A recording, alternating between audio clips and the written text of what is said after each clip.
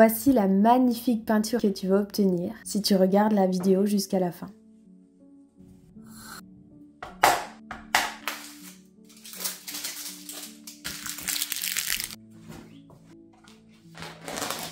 Quand tu commences quelque chose de créatif, tu ouvres une porte sans savoir ce qu'il va y avoir derrière. Tu ne sais pas.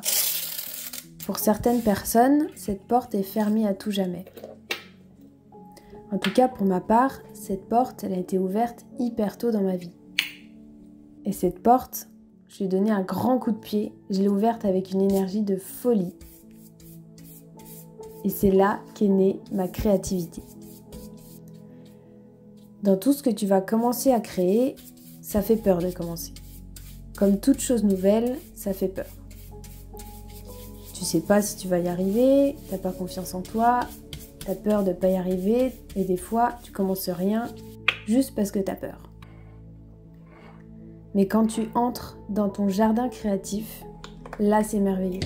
Puis tu laisses tes envies arriver. Tu découvres des choses.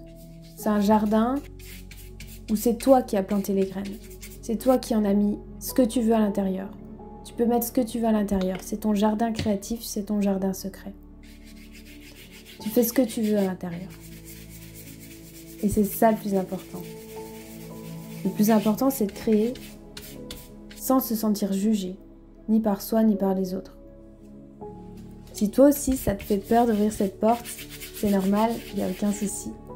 En tout cas, viens discuter en commentaire, je serai hyper contente de pouvoir en parler avec toi. J'ai hâte de savoir où tu en es dans ton processus créatif. Peindre ou créer, c'est comme un processus que tu veux pas finir.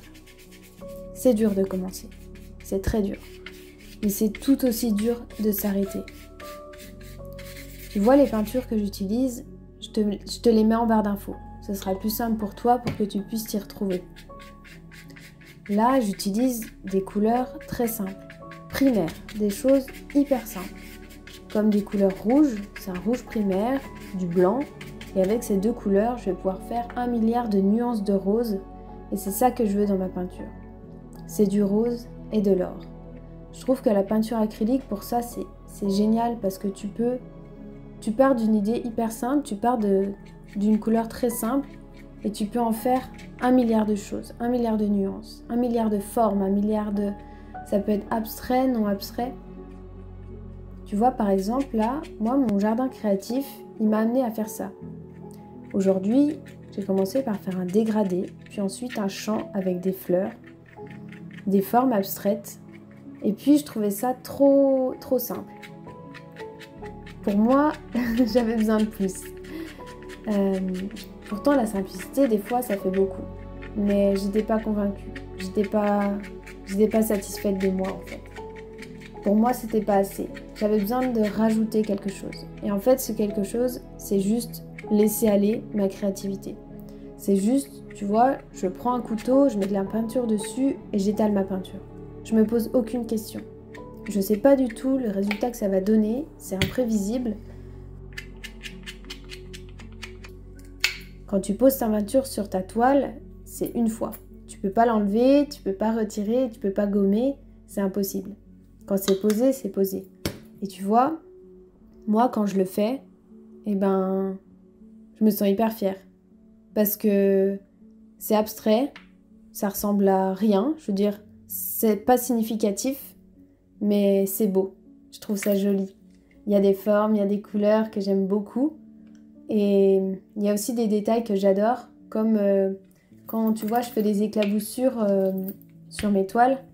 Et ben ça, j'adore. Ça, je trouve ça magnifique. Si cette vidéo t'aide d'une certaine manière, abonne-toi et clique sur la cloche pour d'autres vidéos artistiques qui arrivent chaque vendredi à 14 h. Je suis passionnée d'activités manuelles et je suis ravie de te retrouver chaque vendredi pour qu'on puisse ouvrir ensemble notre jardin créatif. Maintenant, tu vois, j'utilise plein d'outils différents. Mais toi, tu peux utiliser des choses très simples. Moi, j'ai des éponges, des couteaux, des pinceaux, mais je peux très bien peindre avec mes doigts si je veux. Et le résultat sera tout aussi satisfaisant. Ce qui est important quand tu crées quelque chose, c'est de trouver ce qui te satisfait, trouver ce qui te plaît, ce que tu aimes, ce que tu trouves joli. C'est hyper important d'être satisfait, d'avoir quelque chose dans ta peinture ou dans ta création qui te plaît, quelque chose qui soit global ou alors un petit détail dans ta peinture, mais dans tous les cas, c'est important de trouver le point positif, de trouver la satisfaction. Et la satisfaction, ça peut être juste dans le processus, juste le fait de faire, c'est une satisfaction, ça peut être ça. Et ça, c'est déjà bravo, c'est déjà magnifique. Pour moi, finir une peinture, c'est hyper compliqué. Vraiment, c'est dur pour moi.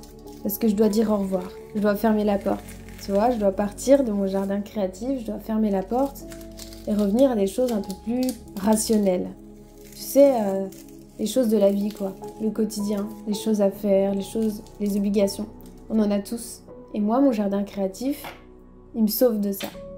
Moi, mon jardin créatif, c'est comme si je sautais dans un nuage. Je me laisse complètement aller. Je me pose aucune question et j'y vais. Les couleurs, les formes, tout ça, ça sort de mon imagination et je calcule rien. J'ai une idée de ce que je veux faire au départ, mais ça change tout le temps et c'est ça qui est beau.